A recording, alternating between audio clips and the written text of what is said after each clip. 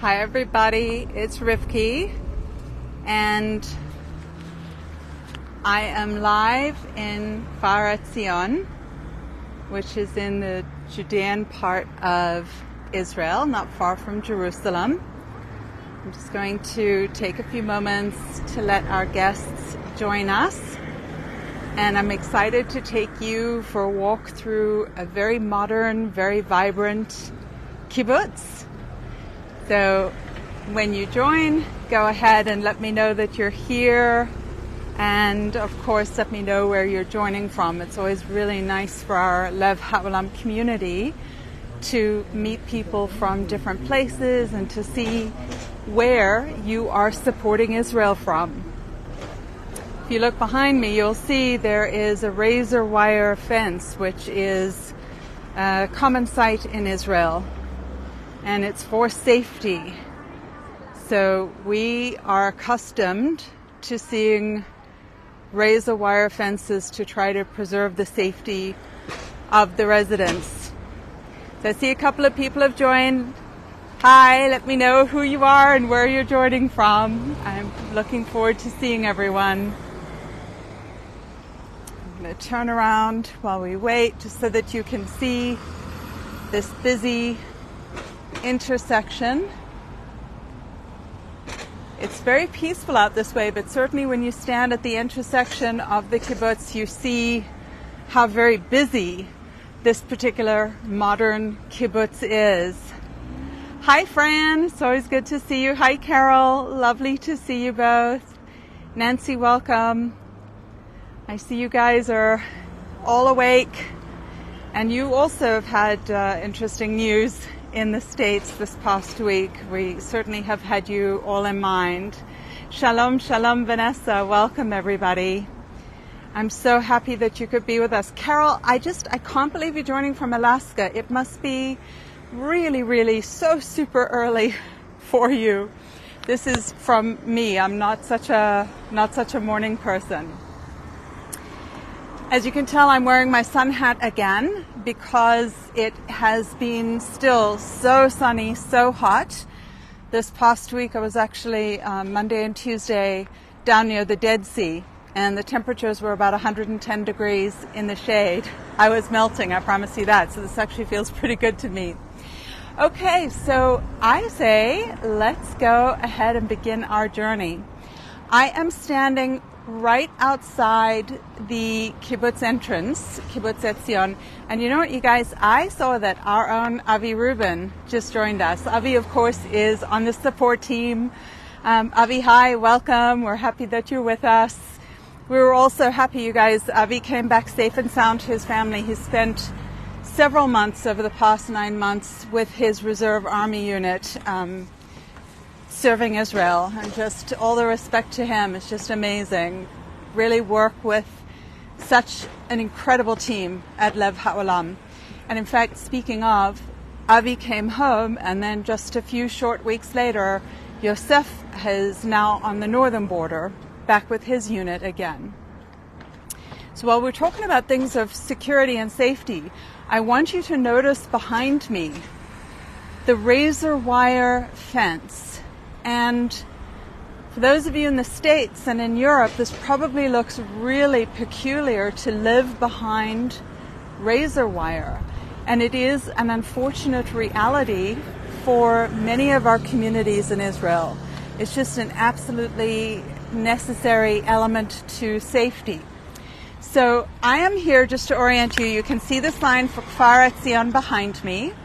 I'm at the circle that sort of connects all of the roads. So let's go ahead and walk in towards the kibbutz so that you can see it. And you'll see all the way as I walk, if you look over here, it's razor wire, electrified fences also. And I'm going to show you the entrance of the kibbutz because this is a busy kibbutz and we have shops here, so a lot of people come here. So you can imagine when you're trying to balance safety, how do you do that when you need the kibbutz to be open for people to arrive?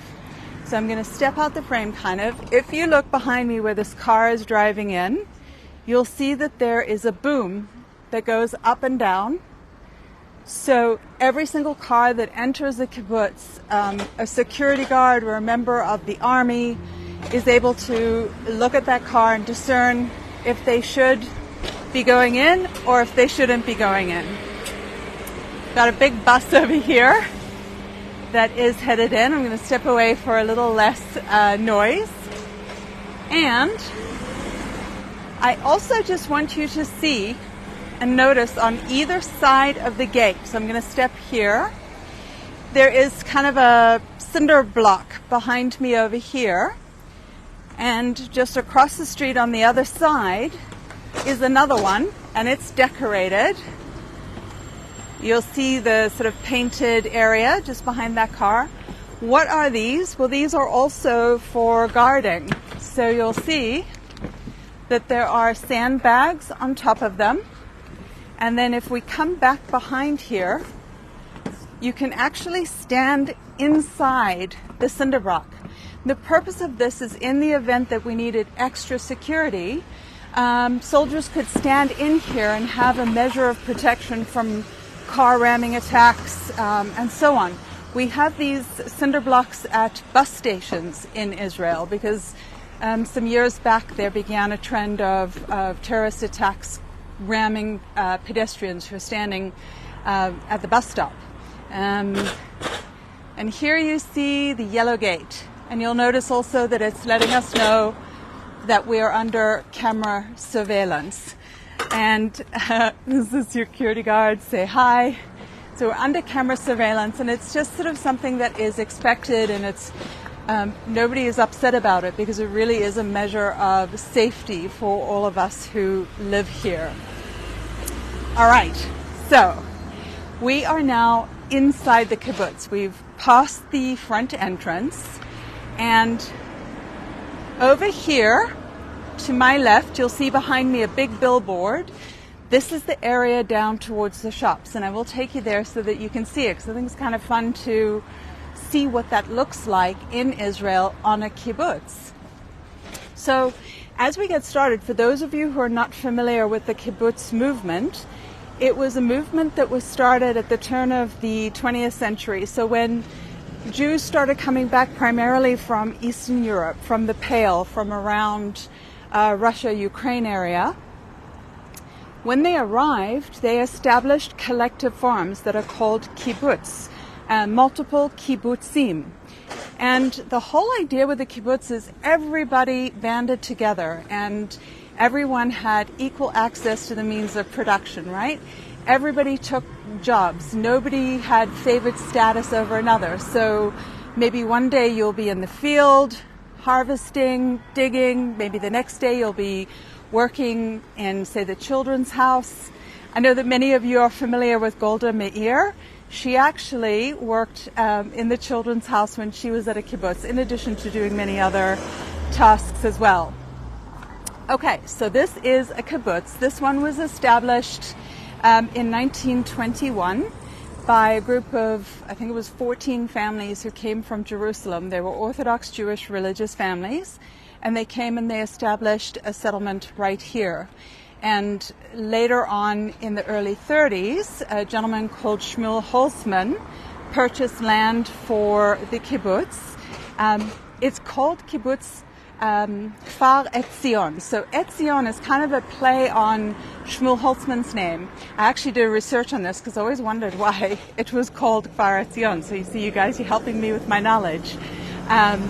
So anyway, Holzman in German means wood, and Etz in Hebrew means wood. So there is the connection. And then additional land was purchased in the 1940s by the Jewish National Fund. So that is how the Jews who returned to Israel came to own land in this area where they established their kibbutz. One of the things that is so remarkable and fascinating and amazing, and I never get tired of, about Israel, is that anywhere we settle, we soon find evidence of previous Jewish settlements. And you know, you walk along and there is sort of an archaeological excavation. So I'm going to show you one that's right here at the entrance of the kibbutz. It's amazing. I'm going to step out of the frame so that you can see it. What you're going to be looking at is actually a wine press. So, first of all, you'll see the rocks. There is a large square, like hole, right? That is the place that the grapes were pressed. So you can imagine, everybody in the community gets together on the days that you would harvest grapes. All of the grapes get poured into that, great big square area, and then shoes off, socks off, wash your feet, because everybody's jumping in and stomping on the grapes so that we can get the juice from them. So once the grapes have been fully, excellently stomped by all of those happy Jewish people, they then go into what's called sort of a resting well, which is this one. I'm going to step aside. I hope you can see this. It's smaller and much, much deeper. So the purpose of this is once the wine juice is in there, the sediment, any bits of leaves or bark that might be there, it would begin to settle. And then you come over here, there's a third part, which is this, and that is the storage area. How cool is this, you guys? Honestly, it's just crazy. It's a beautiful part of Israel, and it's beautiful to know that this is truly a sign of Jews returning to Israel. We're coming back from everywhere, from the four corners of the world. It's not easy, as you can understand from seeing the barbed wire fence. That's really a sign of kind of one of the elements that is so difficult. Now what I'm going to do, I'm walking you into an area that was just recently, I want to say within the last 2 years, finished and put together. It's a walk. So you'll see there's a pathway, and it walks you through part of the kibbutz here. And this is an area that tells the story about this kibbutz. You can see how beautiful the sun is setting. It's very peaceful. And I wanted you to see this part because it's such a juxtaposition from the gate, the entrance, the razor wire, the cars, the busyness. You come into this part and you really feel, the peace, the tranquility, and the beauty of Israel. I'm going to step out the frame so that you can see the beauty of Israel. See the trees. In the springtime, my friends, this is really, really beautiful. Lots of wildflowers. I think it's nice to use almost in a way that you would use a maze. You can just walk and have your thoughts. And maybe if you have a problem that you're trying to solve, you can have it in mind and do a little bit of walking prayer, meditation, and perhaps the answer will come as you do the circle. I like this place for coming to sit and just have a bit of quiet time. So I'm going to show you a map over here. I'm going to bend down and hope that I get this in the frame for you. This is a map of what we call the Etzion block. So this over here is Kfar Etzion, where we are. And you'll see that there are 4 other kibbutzim that were established in this area. So it really was quite vibrant. It was hard. For the people that first settled here, it was very, very difficult. In fact, those first 14 families, after 1 year, there were only 7 families still remaining on the kibbutz. That's how hard it was. And unfortunately, just a short while later, in 1929, there were some terrible, it was called the Arab riots. It began in Hebron. And there was a terrible uprising.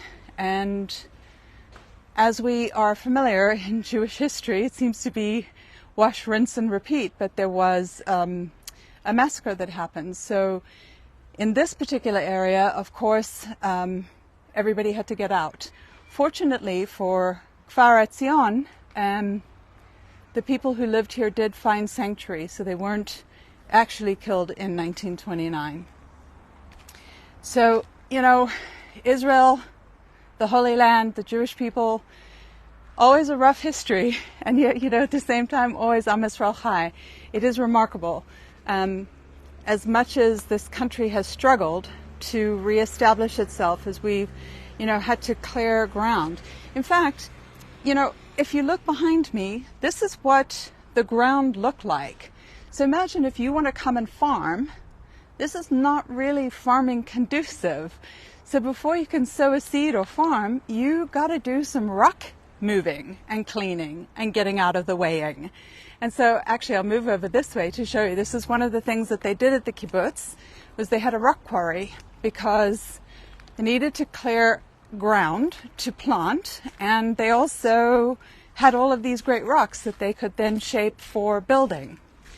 So this area actually was the original rock quarry of the kibbutz. You can see the rocks are so perfect for that endeavor, right? And I'm going to step out the frame over here too, because I want you to see one of the original trolleys. It's been refinished. So the rocks were placed in there. And you're probably, if you're like me, wondering how the heck did they move them? So here you go. You can see how they used chains to move the rocks. How do we know that that's how they did it? Well, here's a photograph. Step out of the way so you can see that. That's actually an original, well, it's a print, of course, but the photo was originally taken in the 1940s. So I can't imagine the back-breaking work that would take in the hot summer months. It just is amazing to me. But, the pioneers, the people that came to settle this particular part of the land and to bring it back, they were unbelievably motivated. In Kfar Etzion, many of the early members were survivors of the Holocaust. And so for them, they understood how important it was to rebuild their homeland. And so they withstood really a lot of hardship. In the 1940s, the Jewish National Fund actually bought more land, so we're able to expand the Jewish-owned land in this area. Now, as you know, in 1948, the war broke out. So you can imagine the people living in the Etzion block, living in Gush Etzion and the kibbutzim close by, they were not heavily populated, and they were also very isolated from Jerusalem. Today, it's not a big deal. It's just a quick 20-minute drive from here to Jerusalem. But back then, it was much more difficult. They didn't have Highway 60, and it was dangerous. The members of the kibbutz here were under siege by the Jordanian army. And for 10 days, they, the small group of 157 men, and I believe there was one woman who stayed, held out against the Jordanian army. And finally, this kibbutz fell on the 14th of May, 1948, actually the day that the State of Israel was declared. The kibbutz fell. 157 people fell during the battle. And you guys, what is really tremendously terrible, there were about 20 people who survived. And so, of course, when the battle was over, the kibbutz capitulated, the Jordanians won. Those 20 people were murdered right here in Gush Etzion.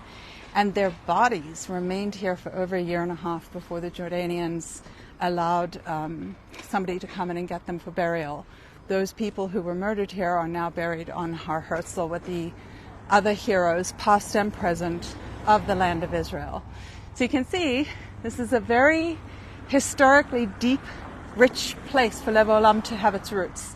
So it's important to us that not only are we supporting artisans and small businesses in Judea and Samaria, but also Lev Haolam itself is a business in Judea, providing employment to people who live in this area. So it really is a full 360 circle.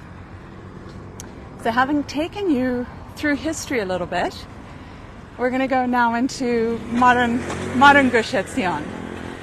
So first of all, we're going to let this car go past us, and then we're going to cross the street. Okay. So we're just going to walk across the street, and I'm going to take you into the hub of Gush Etzion shopping. I will say for us at Lev Haolam, it's very convenient because they're places that you can jump over for a little bit of a bite to eat. But there's also names that you will find familiar, Lev Haolam community. Look behind me. What do you see? Arogot. Our friends Esther and Itai have opened a shop over here. And then I'm going to show you this, another little sign. This is for Lechem Talmi, and that also is a Lev Haolam partner. We have a couple more partners here. I'm just going to see if they're on the sign. I don't. There's a pizza place. Oh yeah. You won't be able to. If you look behind me, you see 1, 2, and then 3, the yellow sign. That is for a pizzeria that's right here in the junction. And we have done projects also with the pizzeria. So you can see, okay, why would we do a project with a pizzeria?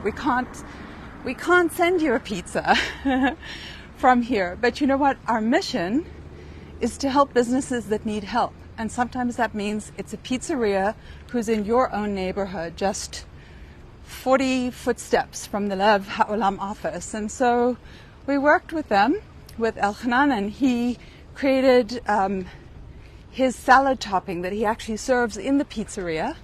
We were able to package it and send it to all of you. So you actually were able to have a taste of Gush Etzion.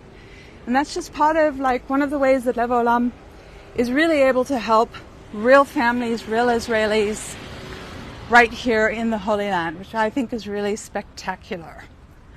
Okay, so I'm going to, again, sort of step back to orient you so I can show you this plaza. In many ways, I think it looks a little bit like a strip mall other places. Except for here you see the soldiers getting into their, what we call here a trimp, which is your ride. Behind me is a shop that I want to show you because it is very typical of Gush Etzion style, of Judean style. And it is just really adorable. You'll see all of the beautiful fabrics and colors. It's a place that ladies locally love to shop. I know that you all love scarves, so they have the scarves. Of course, because within Judaism it's important to be modest, you'll notice a lot of the dresses are ready to wear. They have long sleeves, they cover, it's not slinky minky over here, but it's just really classy, beautiful. But when you think about the style of the ladies here, this is very much the tone of the types of things that you'll see them wearing. How about that? It's gorgeous, right? Lots of florals, lots of flowy, very feminine. So cute little shop. And this is also just a woman who lives in the area who established the shop. She actually sews many of the outfits that she sells herself. So just incredible talent. It's wonderful. And Israelis, we love the outdoors. So an outdoor store. I'll step in so you can take a look. Oh, and that's also very typical of life here. Electricity went out, so the lights went out. I'll step out again. We don't always have continuous electricity or continuous Wi-Fi, but these are just some of the things that we work with. And here again, you'll see a shop. It's called Chameleon. It's very popular. Colorful scarves. And also it sells clothing much like the store that we were just in. And I see all of the shops have lost their electricity. Oh good, I'm back. I'm so sorry about that, guys. We just had a complete outage here in Kfar Etzion. So we lost electricity, we lost connection. but we're back in connection now. So in any case, I will do a little turn here. On Shabbat, this green structure is filled with flowers for Shabbat. Behind me, the green sign is Stemetsky Books. Those of you who've traveled to Israel will be familiar with that name. I would say Stemetsky is sort of the equivalent of maybe a Barnes & Noble. It is the main bookseller here in Israel. And I'm just going to show you also where the Aragot store is. Yeah, Brenda, I'm so sorry. We lost electricity, we lost internet, the works. But thank God I'm back so we can still talk some more. So, okay, here is Aragot, and you'll see that it says vintage jewelry. So they have partnered with a local artist, and they present her jewelry in the store also. So it's really lovely to see our partners, our Lev Haolam partners, with their businesses growing and thriving and doing well. And so much of it, honestly, you guys, so much of it is in your merit. It's just remarkable.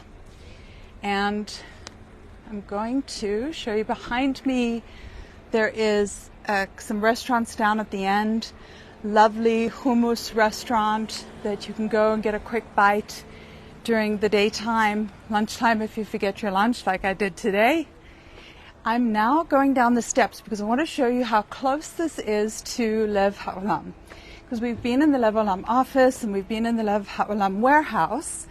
And so this way you can put it together and understand the ratio from the shops to us. How far is it? So we're just going to walk down. You can see in the distance there's a gentleman walking. This is the area that we're going to walk in that same way. On the way, though, something else I want to show you. It's hot, it's summer. Israelis, we can't really travel right now because of the situation. Should the children suffer? No. So this just popped up a short while ago. It's sort of like a Kfar Etzion water park. There's little pools and you can do the slides. And it's just a way for us, the community, to look after the children so that despite the fact that this is a stressful time for Israel, and yes, everybody's feeling it, and especially the kids, they can, their moms, their dads are away. Think about Avi's kids. He's been away for months. It's tough. So you'll see here, the teenage kids are taking care of it for the little ones. Everybody's having a chance to play. It's really, really great. Lots of joyful sounds in the air, which, that makes a person happy. And look here. That building, that's the Lev Haolam warehouse. So we literally just walked over to the Lev Haolam warehouse. We've taken this walk together before. And then from here, we just walk up the hill and we're back at the Lev Haolam office. I'm just going to walk us up the hill. So you see how quick and easy it is. It's nice to have everything around us. You guys, I wish I could have taken you in, but with the electricity out, I know the shopkeepers prefer to close their doors in that case. And as I walk up, I'm going to show you the backside of the pizzeria, Nino's Pizzeria. So do you see this over here? You did this. This was an expansion that was possible with the business that he had from Lev Haolam supporters.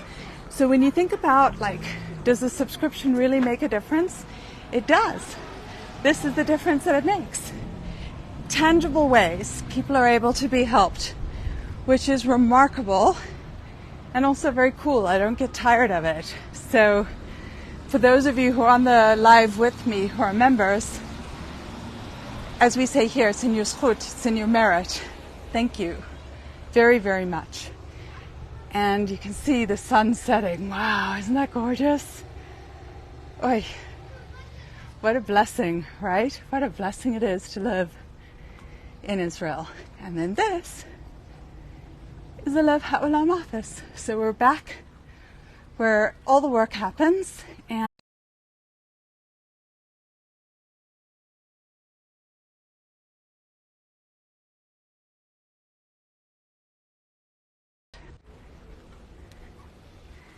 Tanya, I see you saying you're so happy to be a member. Thank you so much. Yeah, it's a lovely thing. It's a lovely project to be part of.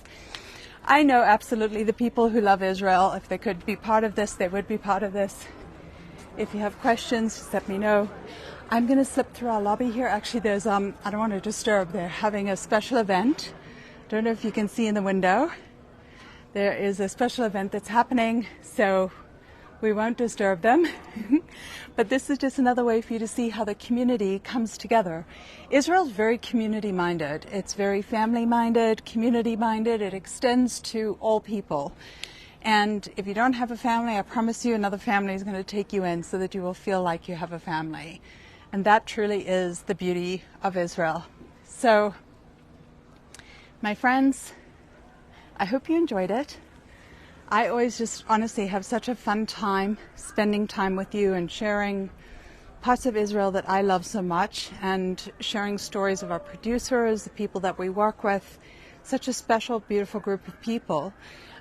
Feel free to drop in the comments too if there are things that you would like us to share with you. I will be in a couple of weeks, you'll see the notification coming, but we'll do a Q&A session. So if you have any questions about Lev Haolam that you would like to have answered, please just drop them in the comments. If there's anything that just you want to know about who we are, what we are, why we are, all of the things that matter, please drop them in the comments. And I just thank you so much. Bye, everybody.